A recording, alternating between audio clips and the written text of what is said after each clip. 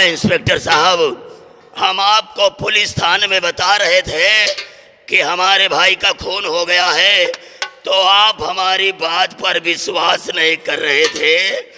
आप अपनी आंखों से देखे कि हमारा भाई किस हाल में पड़ा हुआ है। जसपाल सिंह, कानून को सबूत और गवाह की जरूरत होती है। मैंने माना कि यह खून सपना ने किया है, तो तुम्हारे पास कौन सा ऐसा गवाह या कि कोई सबूत मौजूद है जिससे तुम यह साबित कर सको कि यह खून सपना ने किया है? इंस्पेक्टर साहब, जिस समय हमारे भाई का खून हुआ था, ये हमारा दोस्त जद्दा है, किसी काम के लिए उसी रास्ते से जा रहा था और जब गोलियों की आवाज सुना तो हमारे दोस्त ने पीछे मुड़ के देखा तो यही सपना हमारे भाई पर गोली चला रही थी और देखते ही देखते हमारे भैया ने दम तोड़ दिया। जद्दा सिंह, सामने आओ। तुम जो भी कहोगे सच कहोगे, सच के सिवा कुछ नहीं कहोगे। एक बात तुम मुझे ये बताओ, जब तुम फार्म हाउस पर पहुंचे तो तुमने वहां का नजारा क्या देखा? इंस्पेक्टर साहब, क्या बताओ, उस नजारे को देखकर तो मेरा कलेजा फटा जा रहा है। Don't very, don't very. Inspector साहब, काफी दिन से रघुवीर भैया से मुलाकात नहीं हुई थी। मैंने सोचा आज जाकर रघुवीर भैया से मुलाकात करूंगा, और जब मैं फार्म हाउस के गेट पर पहुंचा तो मैंने अपने कानों से सुना कि न जाने किस बात को लेकर रघुवीर भैया और सपना में लड़ाई झगड़ा हो रहा था, गाली गलौज हो रहे थे। फिर क्या हुआ? इतने में मैं गेट के अंदर गया और इंस्पेक्टर साहब, जैसे ही मैं गेट के अंदर गया मैंने अपनी आंखों से देखा कि सपना ने रघुवीर भैया के हाथों से रिवॉल्वर छीनकर रघुवीर भैया पे धड़ाधड़ गोली।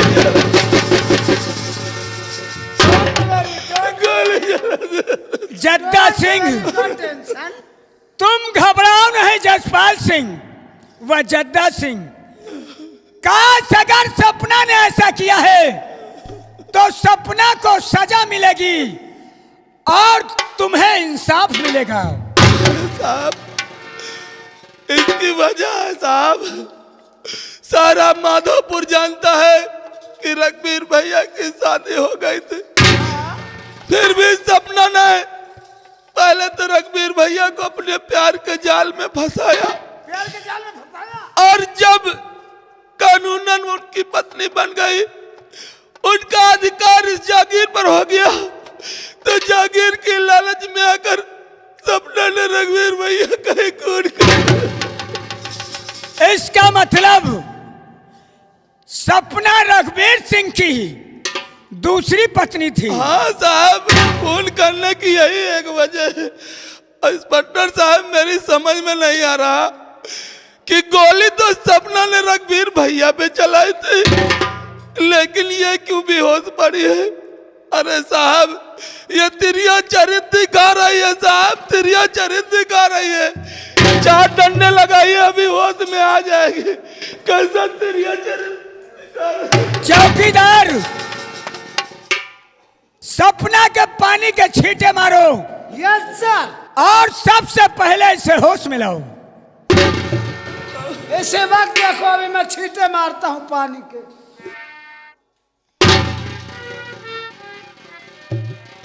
हिम्मत से काम लो दादा ठाकुर, हिम्मत से काम लो, सब ठीक हो जाएगा दादा ठाकुर, सब ठीक हो जाएगा।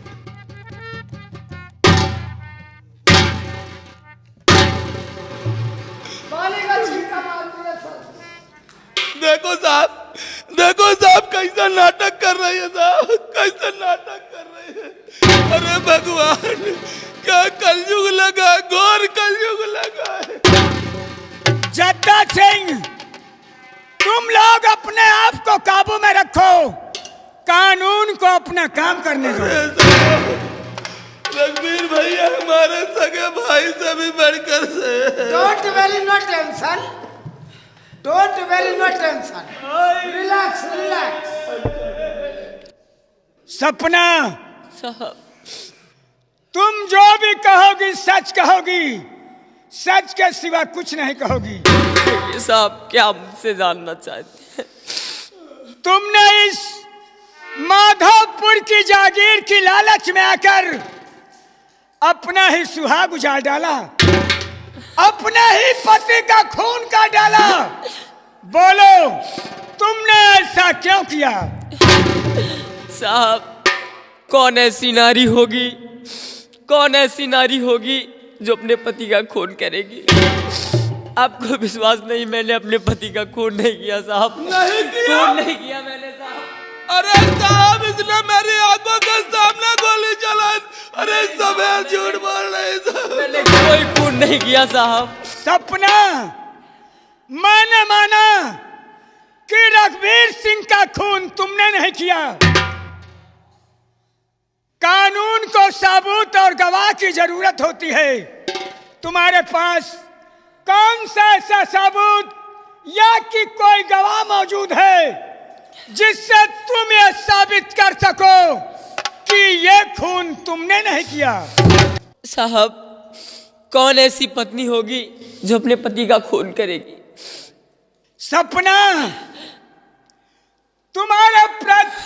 हमारे पास सबूत मौजूद है, गवाह मौजूद है, इसलिए ये खून का इल्जाम तुम पर लगाया जाता नहीं है। साहब, मैंने खून नहीं किया और साहब। रघुवीर सिंह के खून के इल्जाम में दफा 302 के तहत तुम्हें गिरफ्तार किया जाता है। नहीं साहब, डाल दो हाथों में हथकड़ी। नहीं साहब। You are मैं under निर्दोष हूँ। arrest. You are under arrest. हम तुम्हें गिरफ्तार करता हूँ।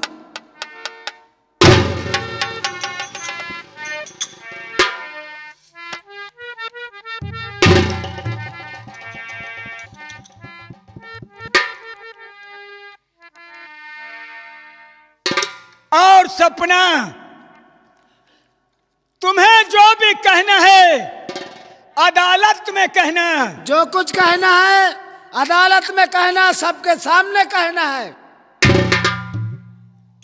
चौकीदार सब और गुप्ता जी, ले चलो सपना को जेल की सलाखों के पीछे। इसका फैसला अदालत में होगा। आओ मेरे साथ। चलिए, चलो। चल अंदर, चल। और गुप्ता जी सर, रघुवीर सिंह की लाश गाड़ी में ला दो, पोस्टमार्टम के लिए भेजो। ये चीर घर जाएगी, चीर घर। चलो, चलो।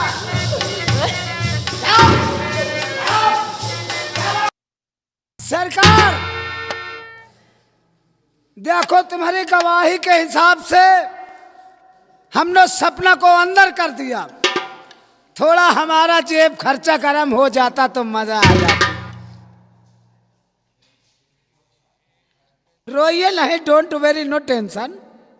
चौकीदार, हमारे दादा ठाकुर बहुत दयालु है। ये दयालु है? हमने सोचा सूरजमुखी आलू है। अरे वो बात नहीं है, तुम्हें तुम्हारा खर्चा मिल जाएगा। ठीक ठीक ठीक। लेकिन अभी मुसीबत पड़ी है, अभी खर्चे की बात ना करें। कोई बात नहीं, जब छुट्टी में आऊंगा तब ले लो। हाँ ना। अच्छा, ठीक, ठीक।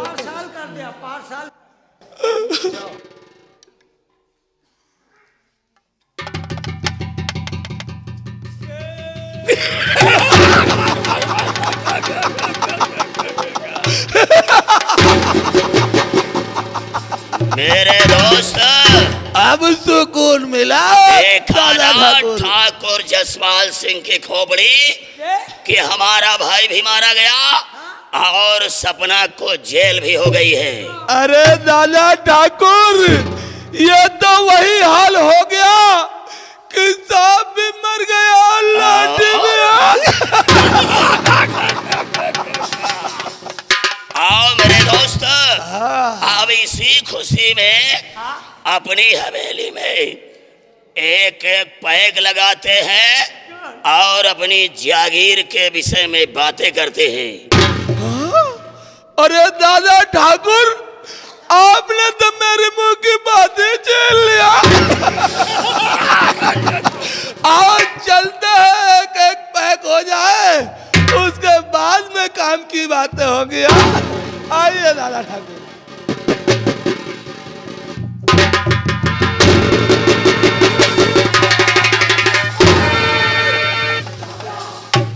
मेरे दोस्त, हमने अमन को इस साड़ी के पल्लू में फांसी लगा करके मारा था, लेकिन साड़ी का पल्लू यहीं पर है और अमन कहां पर है? दादा ठाकुर, आपने तो कहा था कि आपने उसका गला दबाकर जान से मार दिया। कहाँ है उसकी लाश? कहाँ पर है? मेरे दोस्त, इसका मतलब कि हमारे भतीजे अमन की सांसें चल रही थी और वो हराम ज्यादा अपनी जान बचा करके भाग गया है। एक काम करो मेरे दोस्त, उस हराम ज्यादा का पीछा करो और वो जहां भी जिस हालत में मिले उसे गिरफ्तार करके हमारे पास लाओ। अपने भतीजे को हम अपने हाथों से सजा देंगे। जाएगा कहाँ दादा ठाकुर, जाएगा कहाँ? वो भी जद्दा सिंह के हाथों से बचकर मैं जा रहा हूँ और उस हरामजादे को ढूंढकर आपके पास लेकर आ रहा हूँ। अमन हरामजादे, तो अपनी माँ के साड़ी के पल्लू से बच गया है, लेकिन अपने दादा के हाथों से नहीं बचेगा। नहीं बचेगा। आओ बेटा, हम तुम्हारे आने का इंतजार कर रहे हैं।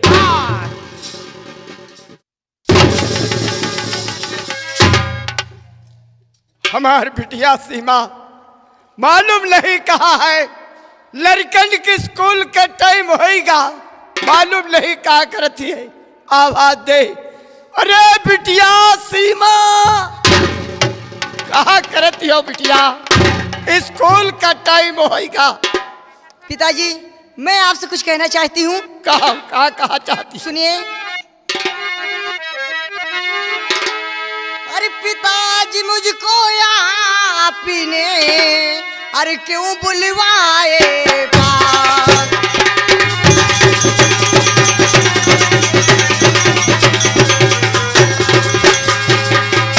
पिताजी, मुझको आपने क्यों बुलवाए पास? अरे राजे दिल कह डालिए, अरे यही मेरी अरदास।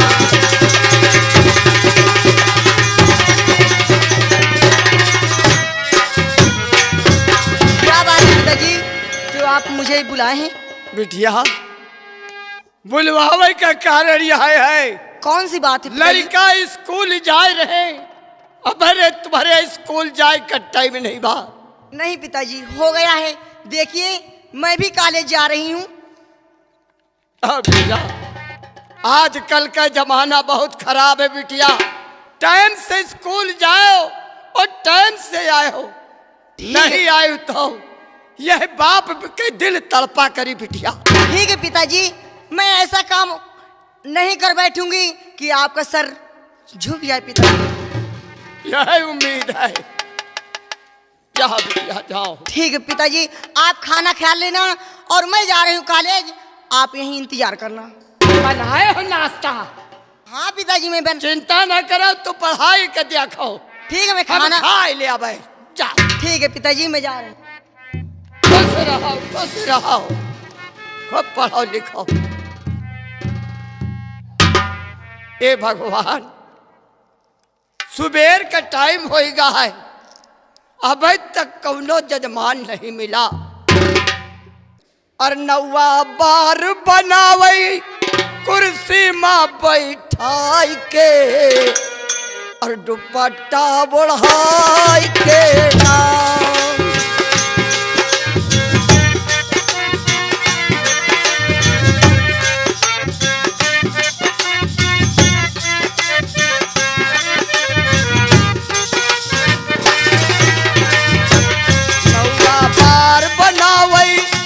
नौवा बार बनावई कुर्सी में बैठाई के, तौलिया ओढ़ाई के नाम।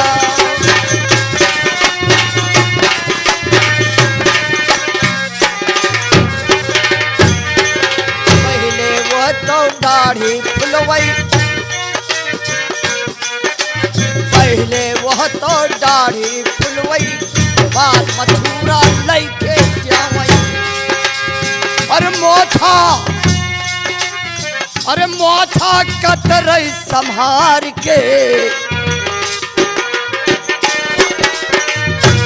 ओ मोथा का कतरई संभार के, नौवा बार बनावई बैठाई के।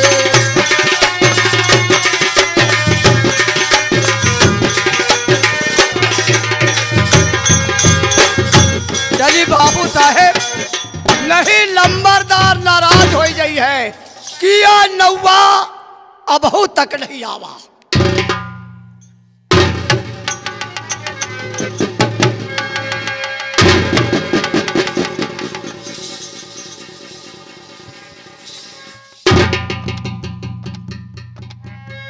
बच्चा, आप कौन हैं जो कि इतना परेशान नजर आते हैं?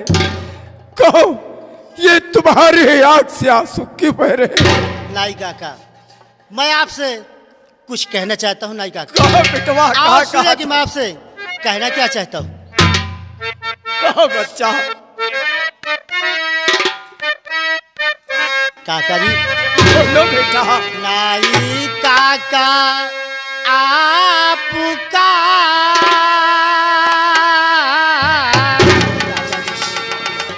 नाई काका आपका होगा बड़ा ऐसा।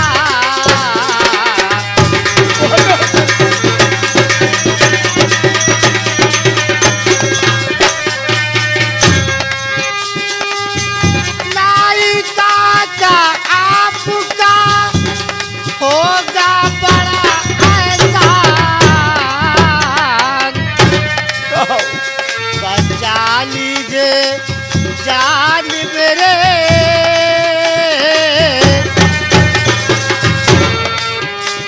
बचा लीजिए जान मेरे, मानोगा ऐसा।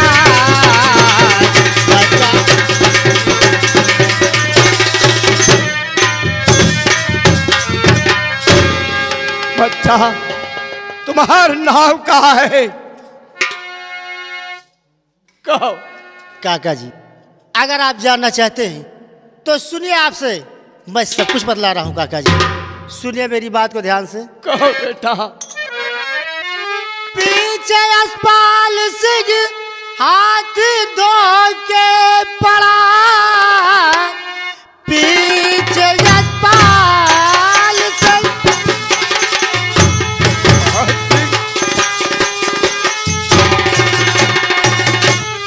हाथ धो के पड़ा, उसने मेरे पिता को दिया मारे, माता को भेजो जेल के दरमिया, साथ उसके किया फिर दुराचार।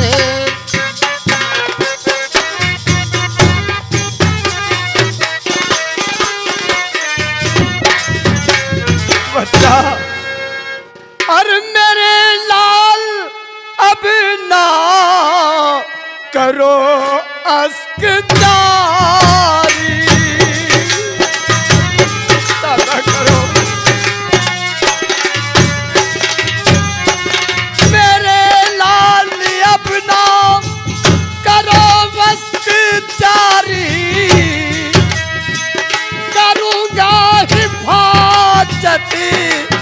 बेटा तुम्हारी।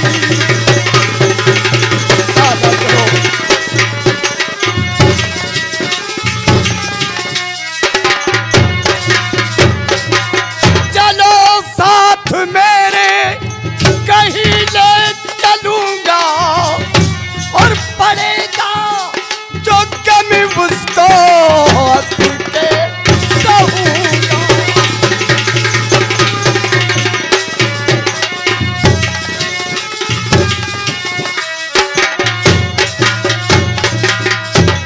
बच्चा कहिए काका जी। लेकिन काका जी, कौन सा गम मैं है? आपको कुछ देना चाहता हूँ काका जी। बेटा क्या देना चाहते हो? तो सुनिए काका जी, मैं आपको देना क्या चाहता हूँ काका जी। काका जी सच कहो कुछ छिपाओ नहीं, काका जी सच कहो। कहो बेटा।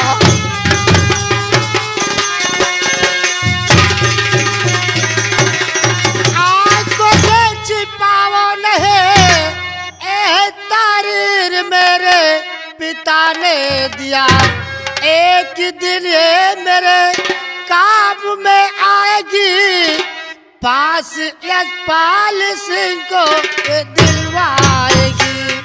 बेटा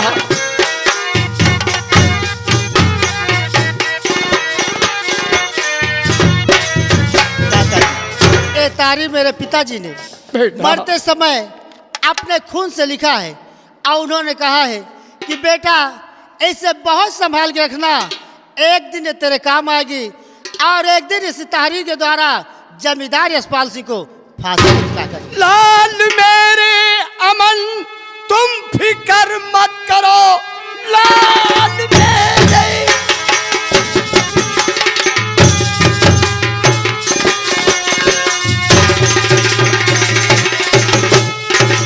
फिकर मत करो, सदा जसपाल को मैं दिलाऊंगा। मैं लाओ तहरीर रख लूं हिफाजत में, मैं वक्त आने पे सजा दिलाऊंगा। मैं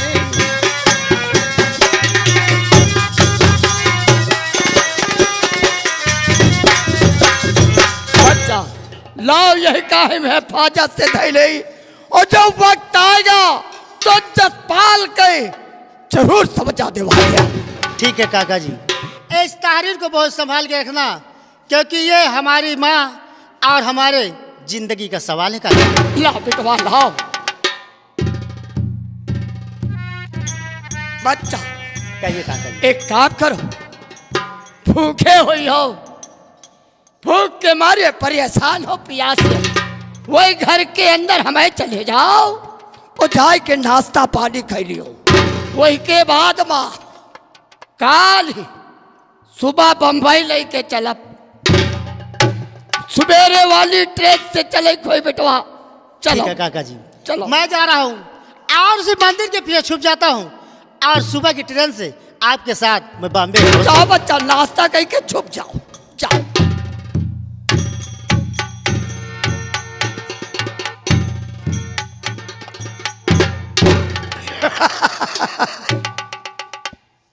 हाय भगवान, अरे जिसको तू देता है छप्पर फाड़ कर देता है।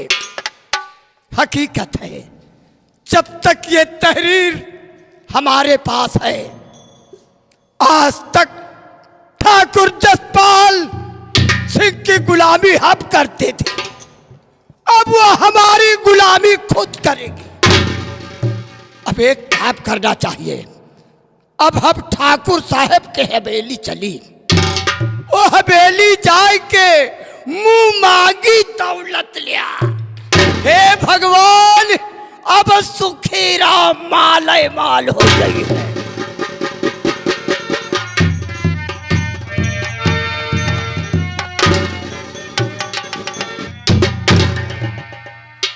हमारा दोस्त अमन को गिरफ्तार करने के लिए गया है, लेकिन इतना समय गुजर गया और अभी तक हमारा दोस्त उसे गिरफ्तार करके नहीं लाया है। हम उसके आने का इंतजार करते हैं।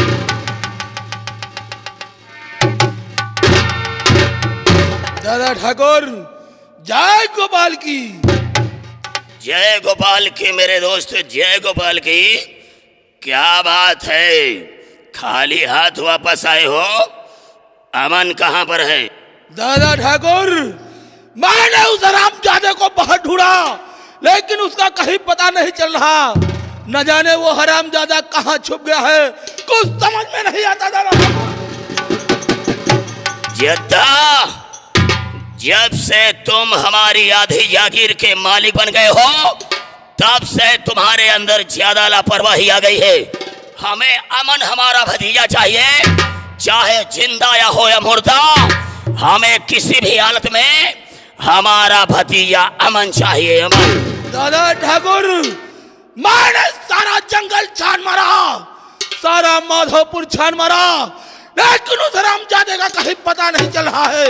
करूं तो क्या करूं, कुछ समझ में नहीं आता। ठाकुर साहब राम राम। Welcome my dear uncle, welcome. आओ आओ मेरे प्रिय चाचा। आज अचानक ठाकुरों की कैसे याद आ गई है? अरे मालिक, आपसे कुछ कहा चाहिए। अरे ककुआ, हम तोहरी बात का समझत है कि जब तक भैंस के पीठ पर हाथ न रखो, भैंस अपना थन नहीं छोड़ती है। सुनो ठाकुर साहब। बोलो ककुआ। ठाकुर साहब, खबर एक लाया हूँ मैं। ठाकुर साहब,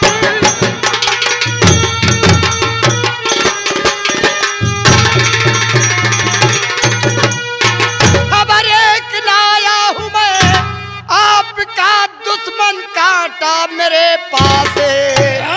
ठाकुर साहब, मुझे कुछ नजर दीजिए, आपका दुश्मन जो मेरे पास है।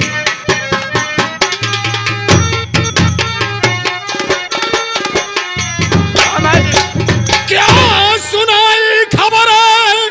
अरे सुखी राम जी, क्या सुनाई खबर है? हाँ, मालिक।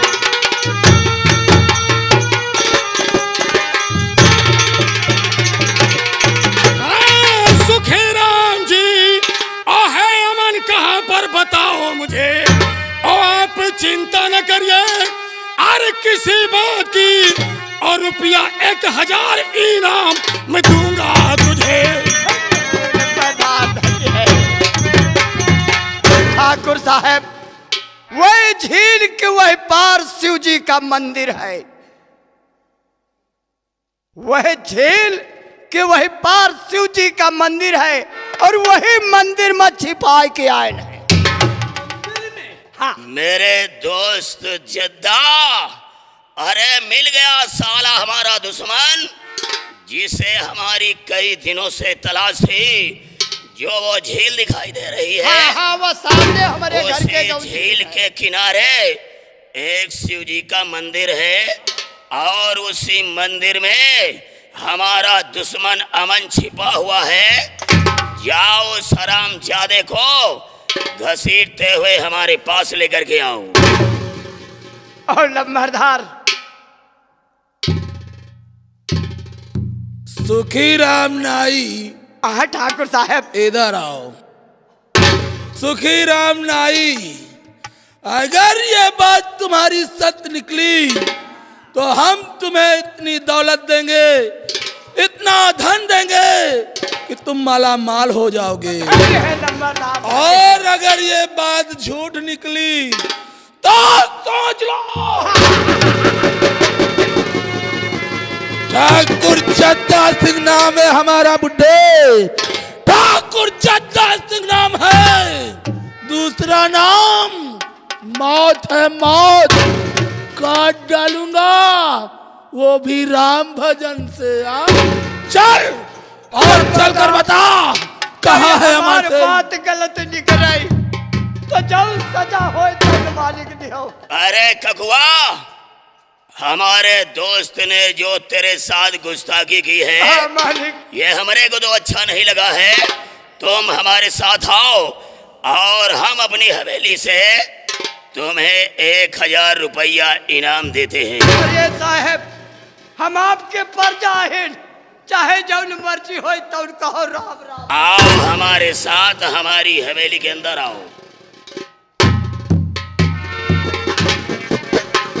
अभी नाई काका ने कहा कि बेटा इस मंदिर के पीछे छुप जाओ और सुबह की ट्रेन से तुम्हें बॉम्बे ले चलूंगा। और मैं नाई काका का इंतजार करता हूँ और मैं इस माधोपुर रियासत को छोड़कर इतनी दूर चला जाऊंगा कि शायद जमींदार यशपाल और जद्दा के हाथ कभी नहीं आऊंगा। और मैं चलता हूँ इस माधोपुर रियासत को छोड़कर बहुत दूर निकल चलता हूँ।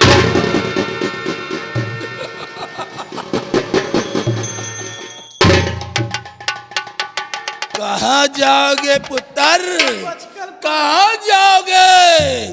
वो भी अपने दादा के हाथों से बचकर। अरे हमजादे, तू यहाँ मंदिर में छुप कर बैठा है और वहाँ हम लोगों की रातों की नींद हराम हो गई। चल, तेरे दादा ने तुझे हवेली बुलाया है। चल हरामजादे।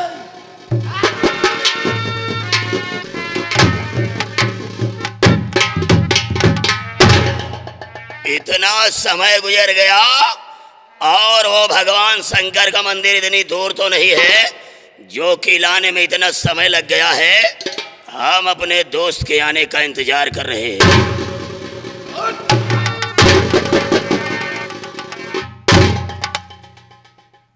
इसके हाथों की हथकड़ी खोलो।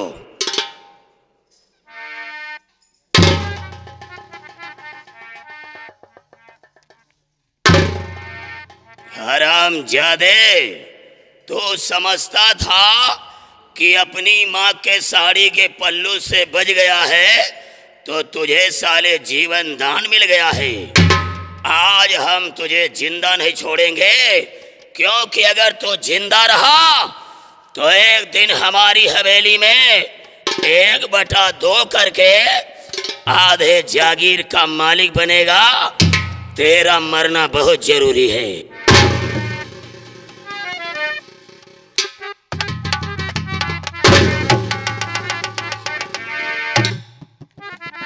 हरामखोर, बोल अब हम तुझे कैसी मौत दें?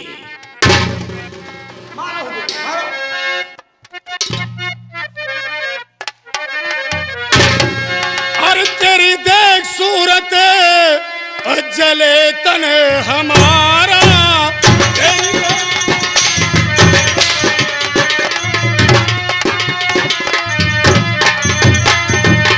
तेरी देख सूरत जले तन हमारा। तेरी देख सूरत जले तन हमारा। न जीते जी देखूंगा चेहरा तुम्हारा।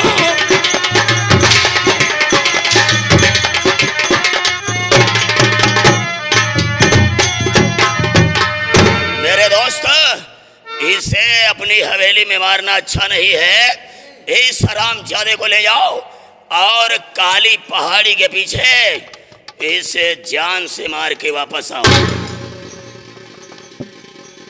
दादा ठाकुर, आप ठीक कह रहे हैं। अगर हम इस हरामजादे को यहाँ मारेंगे तो पुलिस वालों को शक हो जाएगा।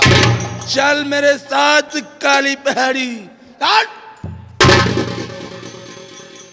अब हमारा दोस्त हमारे भतीजे अमन को काली पहाड़ी के पीछे ले गया है और उसे जान से मारने गया है। हम खबर सुनने के लिए अपने दोस्त के आने का हवेली में इंतजार करेंगे।